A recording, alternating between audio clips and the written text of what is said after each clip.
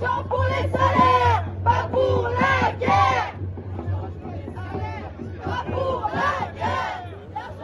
Bonjour les camarades, aujourd'hui on est présent à Nice pour le 7 mars. Moi c'est Lou Biguet, je suis militante au PRCF dans les Alpes-Maritimes et aujourd'hui on se retrouve dans cette journée de lutte. Comment la jeunesse peut-elle aider la classe ouvrière à gagner ce bras de fer historique ? Je pense que les lycéens, étudiants et apprentis, ils ont les forces nécessaires pour impulser une lutte, reconduire la grève et bloquer leur centre d'études pour en faire des lieux de coordination syndicale et politique. En tant que militante communiste, c'est nécessaire de s'impliquer et surtout de lutter activement au sein des syndicats de classe pour mobiliser les travailleuses et travailleurs en formation pour défendre un syndicalisme rouge. Et moi, je milite au sein du CELA, syndicat étudiant lycéen apprentis des Alpes-Maritimes. On a créé le CELA justement pour essayer de lancer des activités concrètes, militantes, quotidiennes au sein des lieux d'études, des facs, des lycées pro. Et on essaye d'impulser un mouvement au sein de la jeunesse qui pourrait amener à une lutte générale et qui se lierait à la lutte interpro, aux côtés des travailleurs, des syndiqués CGT qui étaient présents aujourd'hui dans les rues pour défendre leurs droits.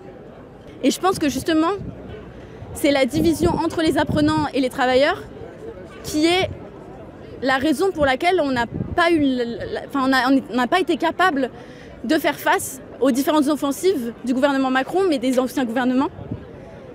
Et que la réponse, elle est là, elle est dans cette union-là. Et aujourd'hui, c'est à nous, les jeunes, étudiants, lycéens et apprentis, d'apporter au sein des cortèges nos revendications. Car on a subi les dernières années une déferlante de réformes, que ce soit la réforme du bac, la réforme de Parcoursup, des frais d'inscription à la fac pour les étrangers, mais encore le financement du secteur de la recherche qui est complètement à la baisse. Et tout ça dans un contexte de plus en plus fascisant et où la paix est menacée.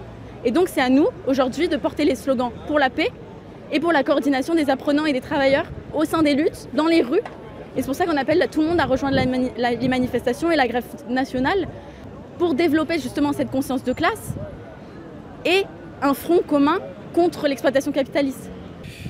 En tant que militante féministe et communiste, quelle signification donnes-tu à ce 8 mars où commence la grève reconductible ? C'est vrai qu'en ce moment de reconduction, de premier jour de reconduction de la grève, cette journée du 8 mars, ça va être un moment hyper impactant parce que c'est redéfinir le fait que le féminisme est directement lié à la lutte des travailleuses et des travailleurs. Les deux, ils sont indissociables. Et c'est ensemble qu'on doit lutter avec des objectifs communs, féministes, anticapitalistes et anti-impérialistes. Et c'est que comme ça qu'on y arrivera. Et cette réforme, elle est d'autant plus impactante et discriminante pour les femmes qui verront leur départ à la retraite décalé de 1 an plus tard que les hommes. En plus, 37% d'entre elles auront des pensions inférieures à 1 000 €. Donc ce 8 mars, il est d'autant plus nécessaire et important car il s'inscrit comme journée de lutte portée par les travailleuses et travailleurs.